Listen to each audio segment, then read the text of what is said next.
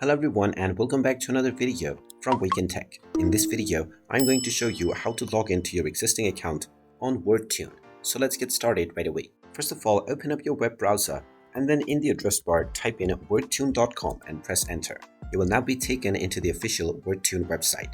Now if you don't already have an account, you can click on the Get Started button to sign up. And in order to log in, click on the Login button at the top right corner. You will now be asked to either use your Google, your Apple or Facebook account, or continue with your email. There is also an option to use single sign-on.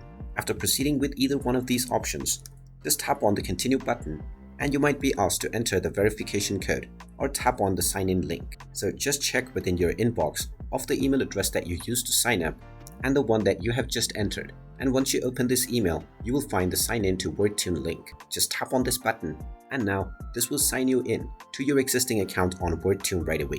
Once you have been logged in, you can start using the Wordtune writer based on your needs. And there you have it. That is how easy it is to log into your existing account on Wordtune. If you find this video helpful, make sure you hit that like button and subscribe to our channel if you haven't done so already.